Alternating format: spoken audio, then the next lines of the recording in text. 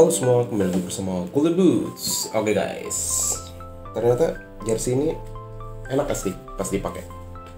Enak banget, dingin. Jadi udah gue coba pakai, belum gue pakai jogging sih, baru gue pakai jalan-jalan sore. Rasanya tuh adem gitu loh, keringat itu nggak terlalu gimana ya. Pokoknya enak lah, adem lah. Jadi buat lo yang pengen beli jersey perak, keluaran officialnya dari Kaki Jersey, gue saranin banget lah. Tapi susah juga ya kalau kalau viewers dari Indonesia pengen beli, susah juga ya, gimana ya, susah lah ya. Ya udahlah ya, buat viewers Malaysia aja ya, viewers gua orang Indonesia yang di Malaysia, kalau kepengen beli jersey-nya perak 100 tahun keluarannya Kaki Jersey, monggo silakan.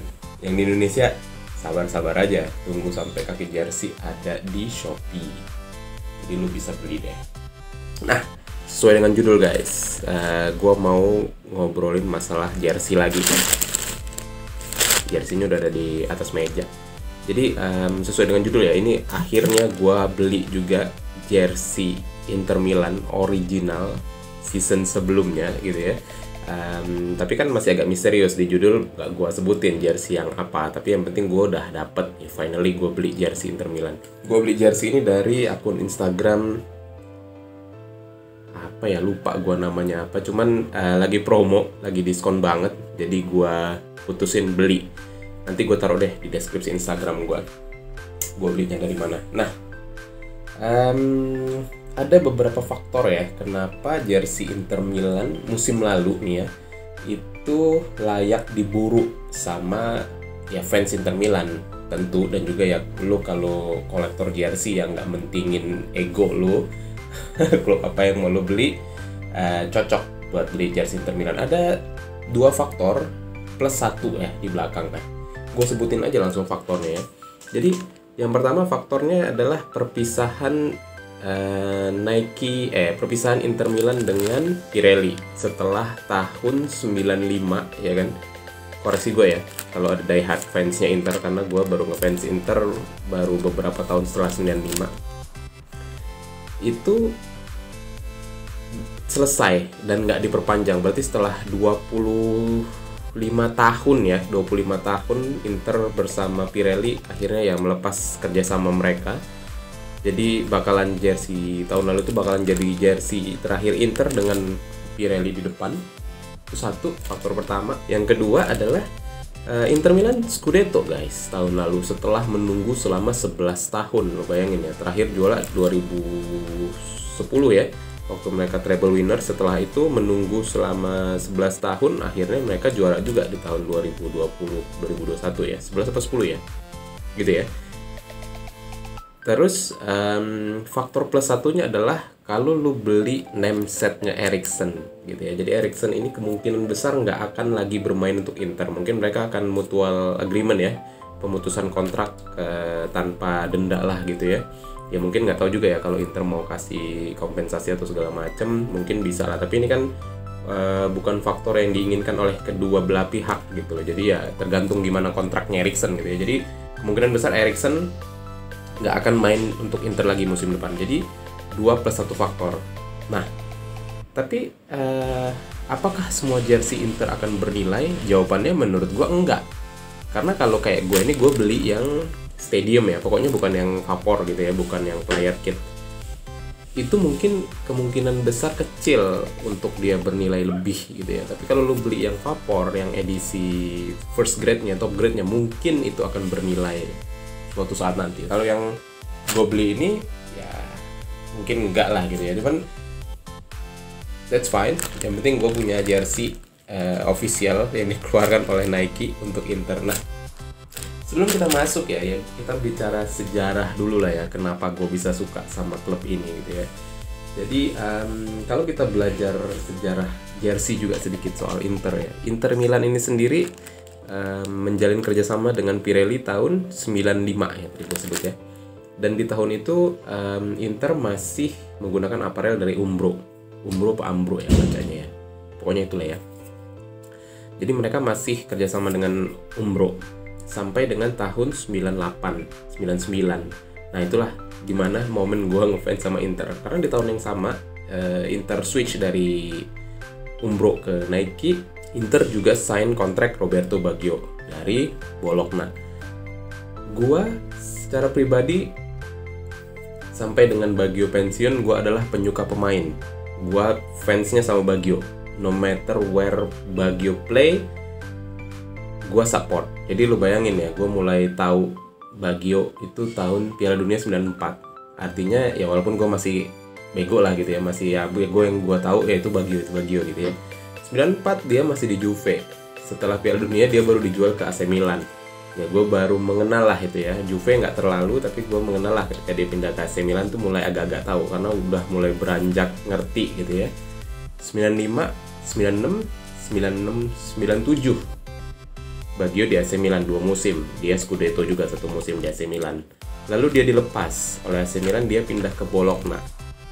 97, 98 dia main di Bologna, hanya 1 musim. Cukup cemerlang, mencetak gol terbanyak sepanjang karirnya bermain bola, 20 something gol di Serie A, walaupun nggak jadi top scorer. Pindah ke Inter, 98, 99, 99, 2000. 2 tahun di Inter, 2 musim. 2000 sampai 2004 pensiun dia main di Brescia. Nah, jadi sepanjang setelah Inter keluar dari Inter, gue ngefans Brescia gitu ya. Gue suka klubnya, gue suka Baggio karena Baggio main di Brescia.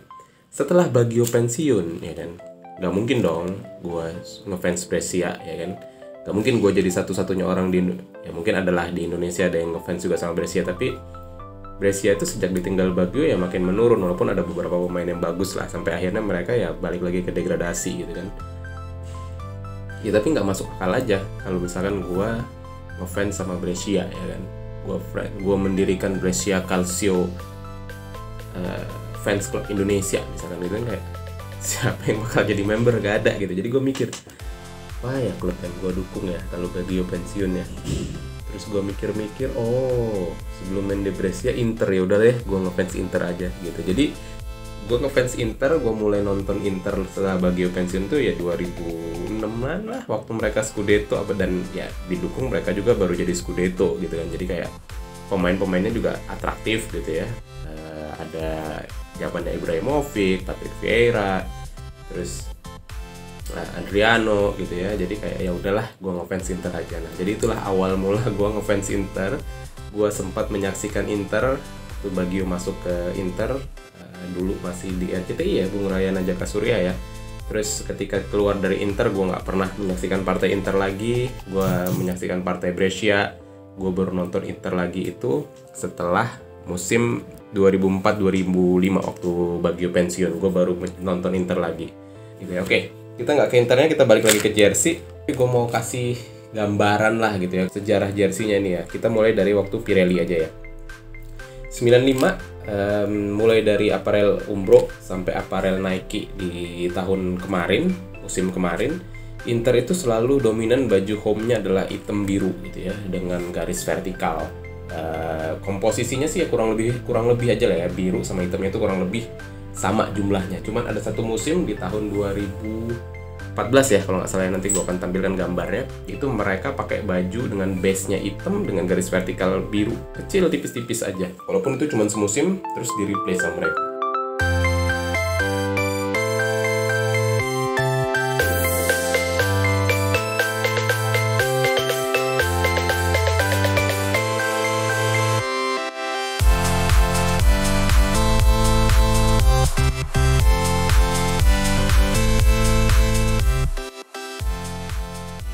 Nah, kira-kira nih, apa nih yang gue beli nih jersey ini nih? Menarik nggak ya? Kenapa gue pilih yang ini? Nanti ya kita sebutin alasannya. Oke guys, gue langsung buka aja. Dan seperti biasa, karena gue nggak bawa alat buka, bagiannya kan gue cut.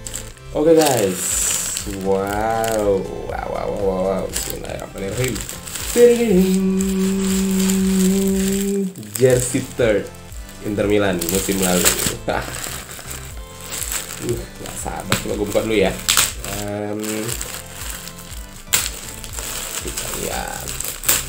Jadi gue beli jersey ini dengan harga yang cukup murah guys, karena lagi promo, diskonnya hampir 60% kalau nggak salah ya, 40% diskonnya dari harga ininya. Oke, ini adalah plastik pembungkusnya, nggak perlu. Banyak banget ya pastinya ya. Ini kita taruh bawah aja. Oke, so ini dia guys. Terudering.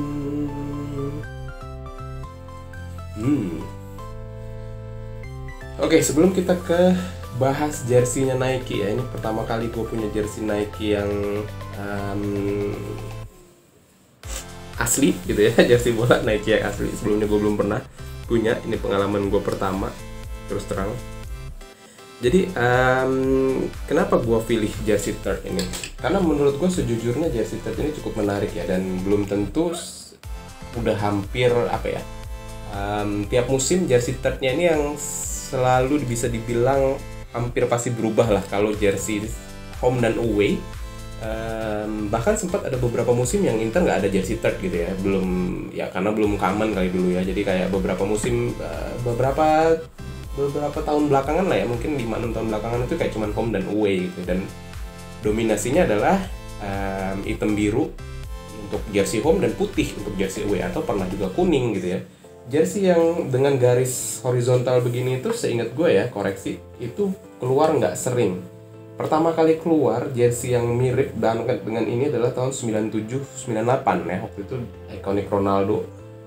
Itu final ini juga kali ya, final Piala UEFA apa Winners ya, yang Ronaldo gol ke gawang Marchegiani ya, Inter melawan Lazio di final. Gol ikonik Samba di belakang bola, bukan Samba di depan bola gitu ya. Itu kalau nggak salah zaman jersey ini, tapi waktu itu warna abu-abunya lebih gelap guys. Terus sempat juga keluar di tahun 2004-2005, tapi dia warnanya hitam biru ya kalau nggak salah ya, hitam biru gitu ya, zamannya Adriano Leite Ribeiro. Nah akhirnya di tahun 2020-2021 keluar lagi nih jersey dengan template seperti ini untuk dikeluarkan oleh Nike untuk Inter gitu ya. Dan terus terang walaupun jarang banget baju ini dipakai, gue entah kenapa gue lebih seneng ini gitu ya. Kan kalau jersey away-nya orang bilang kayak serbet lah, kayak apalah gitu ya, which is gue sih ya gue nggak suka lah gitu ya. Gue nggak dengerin juga omongan orang, tapi gue juga nggak suka juga gitu ya. Jersey home-nya ya menurut gue agak cukup pasaran gitu ya. Dan ya tadi ya alasan gue beli ini karena ya ini adalah perpisahan Nike dengan perpisahan Inter dengan Pirelli di sini. Sponsornya terakhir 25 tahun, dan juga ya Inter Scudetto gitu, walaupun ya nggak ada name set gitu ya, sayang sekali. Nah jadi begitu ada ini baju jersey di Instagram gitu ya, gue langsung kayak gue mau gitu, langsung gue bayar. Ternyata size gue habis L, size yang biasa gue pakai lah ya. Akhirnya gue tanya XL ada nggak? Ada XL, ya udahlah nggak apa-apa lah XL lah, gue beli aja. Jadi memang ini kayaknya agak gede, tapi oke lah, nggak apa-apa, penting gue punya jersey-nya dulu gitu ya, pikiran gue ya. Nah, sekarang kita coba bahas ke baju ya. Jadi bahan dry fit-nya Nike ini kan terkenal banget ya, dan ini made in Indonesia guys. Made in Indonesia. Bahan dry fit ya, kalau kita sering mesen bahan apa? Bahan dry fit. Bahan dry fit itu kan aslinya kalau nggak salah pemegangnya adalah Nike ya. Itu memang ini beda sih, beda kualitas lah ya. Terlihat banget gitu ya, ini beda kualitas, lebih kayak jatuh gitu ya. Ini beratnya juga lumayan berat karena ini bukan player isu juga gitu ya, tapi logonya masih ya jadul gitu ya. Ini kayak di bordir, ini logonya di bordir juga. Beda lah, kalau ini kan udah di press gitu ya, ini masih di bordir nih ya, bordir dan jahit di belakang bintang 1. Terus detailnya nggak banyak juga, sponsornya warnanya kuning gitu ya. Dan di sini ada engineered. Ini kode apa ini ya? Mungkin ini menyatakan autentik gitu ya. Autentik. Nah ini ada ininya di dalam.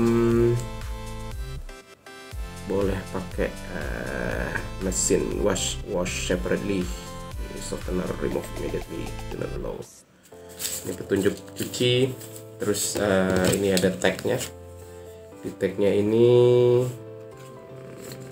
scan to learn more. Made with at least 75% recycle fiber. Oh, jadi ini produk ini fibers, 75% dari bahan recycle. Move to zero is Nike journey toward zero carbon and zero waste to help protect the future of sport. Move to zero breathe. Nike Breathe fabrics move sweat from your skin and feature highly breathable construction. Oke, jadi dry fit teknologi itu basically dia fabriknya itu yang bisa apa ya, bisa move sweat, keringat ya dari kulit. Dia pakai bahan yang highly breathable, jadi mungkin ini kayak apa ya, highly breathable itu jadi kayak sirkulasinya bagus gitu kali ya mungkin ya. Standard fit, wah standard fit ya, kegedean kayaknya sama gue, tapi ya oke lah, nanti akan gue coba juga guys. Oke, itu di bagian depannya. Di bagian belakangnya dia cuma ada satu detail Inter Milan begini doang, that's it. Ya udah sih itu aja. Overall gue cukup puas ya dengan harga yang gue dapet, murah banget. Kalau dirupiahin itu cuma sekitar 500, nggak sampai 600 ribu lah. Dapetin baju ini yang retail price nya itu di harga 1,1 lah ya. Kalau dirupiahin itu sekitar 1,1 juta. Itu untuk yang stadium. Kalau untuk yang vapor itu bedanya sekitar 400 ribuan, jadi ya 1,5 1,6 kalau beli yang vapor. Lebih mahal memang, tapi ya kualitasnya juga pasti jauh beda lah, gue yakin, ringan segala macem gitu ya. Tapi bagi gue untuk pertama kali gue punya jersey keluaran dari Nike yang otentik aja udah seneng banget gue, apalagi gue dapetin jersey terakhir Inter Milan bersama Pirelli dan juga Scudetto musim lalu. Oke, segitu aja guys edisi jersey kali ini. Mungkin setelah ini bakalan lebih banyak lagi edisi jersey ya kan.